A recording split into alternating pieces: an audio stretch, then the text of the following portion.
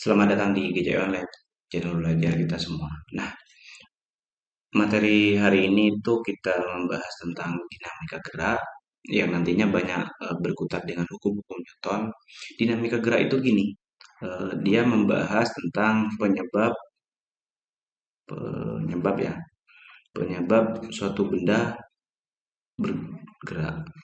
Biasanya kan suatu benda bergerak itu kalau nggak didorong karena dorongan atau tarikan yang nantinya dorongan dan tarikan ini salah satu bentuk dari gaya.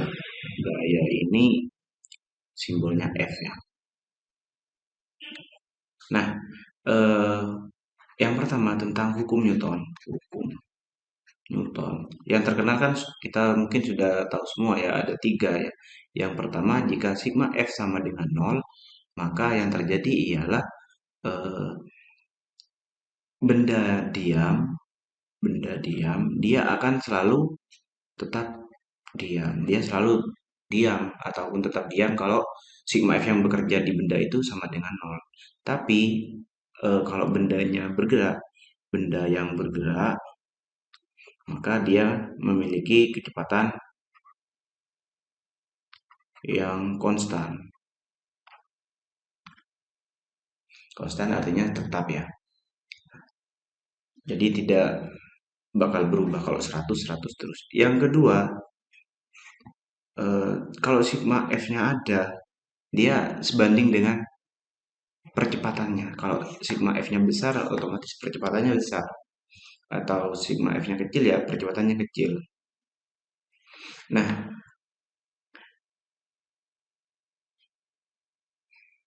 yang ketiga yaitu tentang gaya aksi reaksi. Jadi, gaya aksi itu sama dengan gaya reaksi.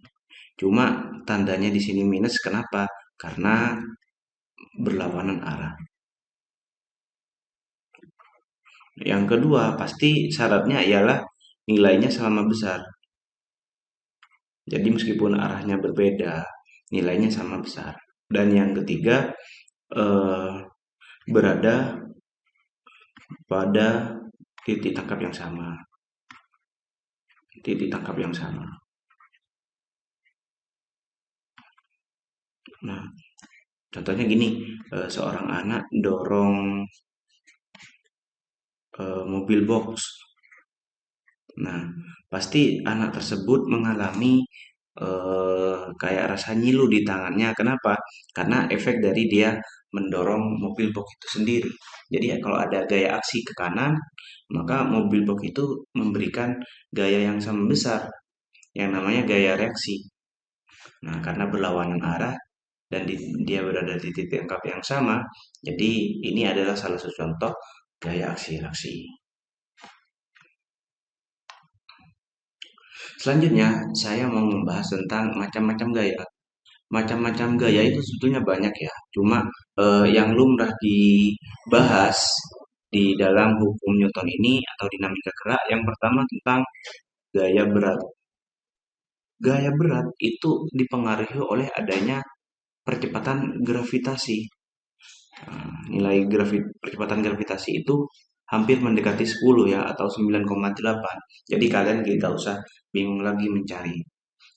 Karena setiap benda itu pasti punya massa, maka besarnya itu sama dengan W sama dengan M kali G. Nah, kenapa arahnya ke bawah? Karena dia selalu mengarah ke gravitasi bumi. Pusat gravitasi bumi tentu di bawah kaki kita, di bawah kita gitu ya. Kalau bidangnya miring bagaimana? Kalau bidang miring, saya gambarkan di sini, tetap arahnya ke bawah. Dan bagaimana kalau dia bendanya digantung? Jadi benda digantung ya sama, arahnya selalu ke bawah. Jadi kita nggak usah pusing-pusing yang namanya gaya berat, besarnya massa kali gravitasi, arahnya selalu ke bawah mau apapun kondisi yang terjadi. Yang kedua itu tentang gaya normal. Nah, gaya normal ini perlu diperhatikan, banyak yang saya amati itu masih keliru ya memahami gaya normal. Gaya normal adalah gaya yang tegak lurus atau 90 derajat terhadap terhadap bidang. Nah, contohnya nih, ada bidang datar. Otomatis yang 90 derajat kan ke sana tuh. Ini 90 derajat. Nah, ini yang namanya gaya normal. Kenapa muncul gaya normal? Karena dia eh, menyentuh bidang. Seandainya dia tidak menyentuh bidang, contohnya digantung, otomatis dia tidak punya gaya normal. Gimana kalau misalnya bendanya miring?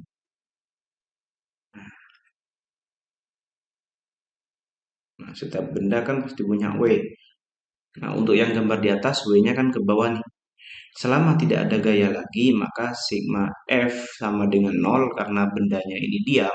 Kalau nggak dikasih gaya-gaya tertentu di luar dua gaya ini, maka kita beranggapan ke atas positif, ke bawah negatif, sama dengan nol.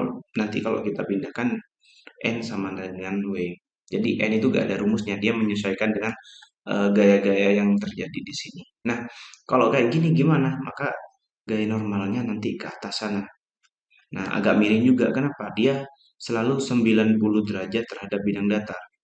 Nah, karena N dan W ini tidak sejajar atau tidak searah ataupun berlawanan arah, sehingga ada yang harus diuraikan.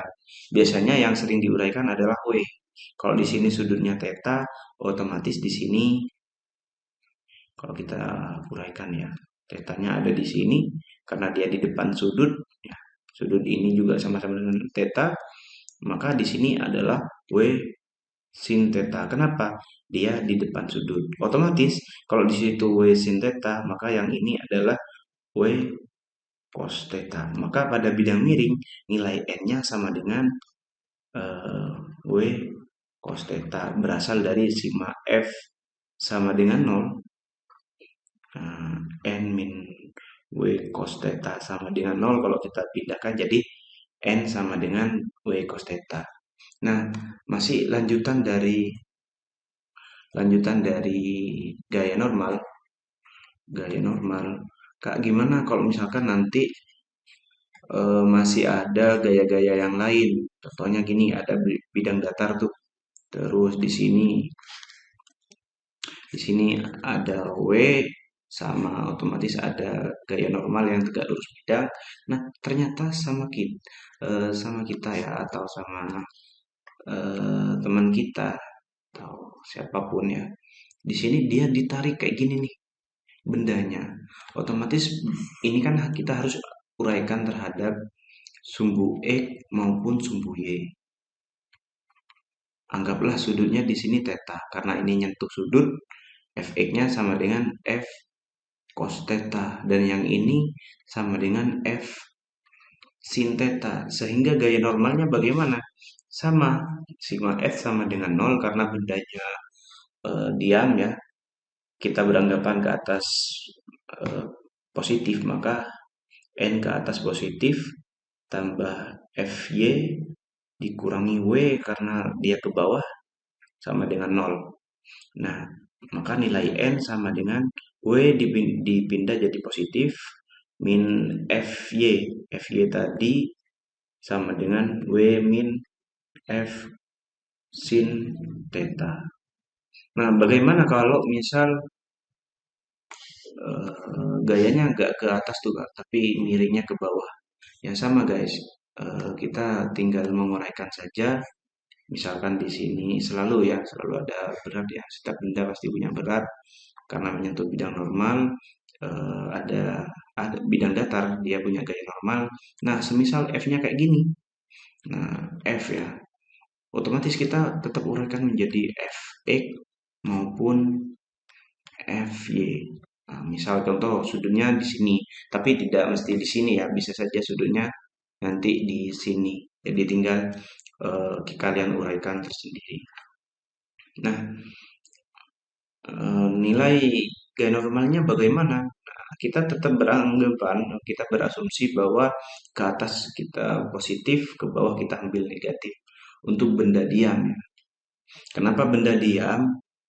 Eh, karena bendanya ini mungkin kalau dia gerak itu ke kanan kiri. Tapi kalau ke atas ke bawah, bendanya kan kayak ditahan sama bidang. Yang ini juga ditahan sama bidang. Nggak mungkin ketika ditarik kayak gitu naik turun naik turun naik turun. Yang ini juga naik turun, nggak mungkin ya. Jadi ya bisa saja mungkin kalau nilai F-nya terlalu besar, cuma biasanya di soal nggak sampai kayak gitu.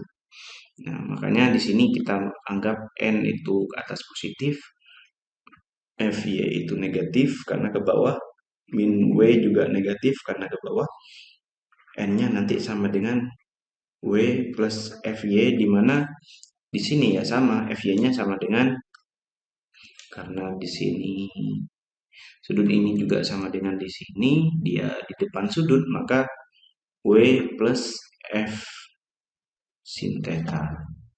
Terus Fx ini yang sama dengan F cos theta buat apa sih? Ya buat sigma F nanti, sigma Fx. Kemungkinan karena dia, nah cuma saya bahas di selanjutnya saja ya.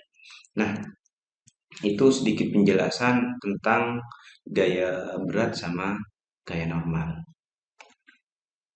Nah, yang ketiga tentang gaya apa ya, tegangan tali.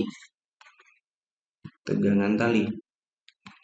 Nah, tali eh, kalau dihubungkan terhadap benda ya macam-macam, bisa bendanya itu digantung atau bendanya ada di bidang datar tapi dia tetap terikat sama tali tertentu.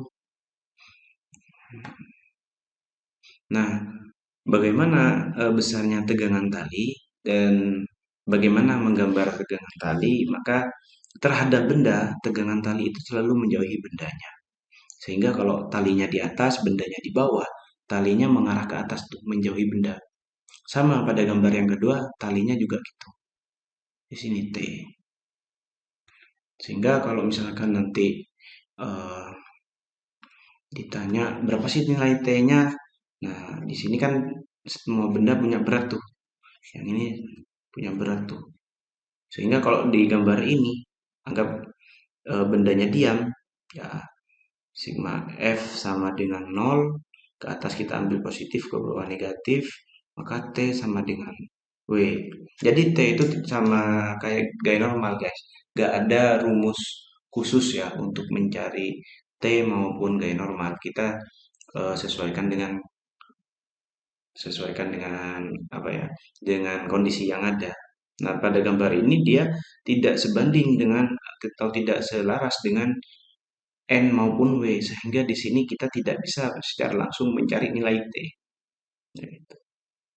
Nah, kecuali nanti ada gaya gesek dan lain-lain. Cuma untuk nomor 3 ini saya hanya membahas arah dan bagaimana menghubungkan tegangan tali dengan suatu persamaan. Nah, yang keempat itu gaya pegas atau pemulih.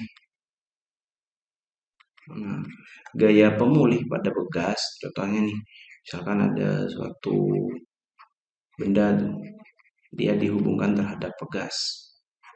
Ternyata pegas itu ditarik sehingga gambarnya atau pegasnya semakin panjang tuh. Hmm, otomatis di sini ada yang namanya perubahan panjang pegas.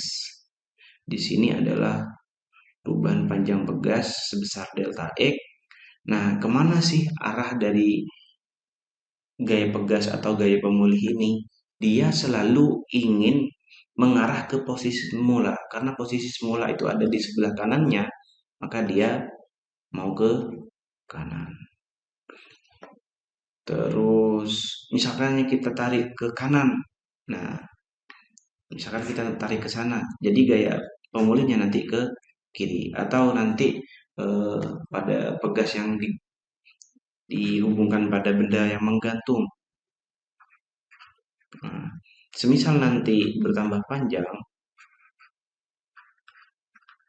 Nah, ada gaya pemulih di sini di mana besarnya delta X itu segini karena dia tambah panjang ke bawah, dia pengen mengembalikan pegasnya atau bendanya dalam keadaan semula, maka gaya pemulih arahnya ke sana. Dan berapa sih gaya pemulih? Nah, itu min K delta X, di mana K ini adalah konstanta dan delta X itu adalah perubahan dari panjang benda.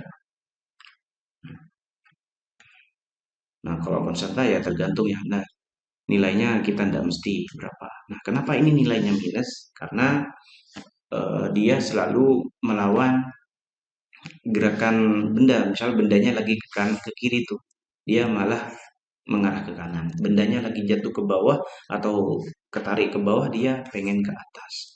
Sehingga selalu berlawanan, jadi kita kasih negatif di sini. Untuk lebih detailnya gaya bekas saya akan bahas di sebab-sebab selanjutnya atau di chapter selanjutnya. Kita masih membahas dinamika gerak.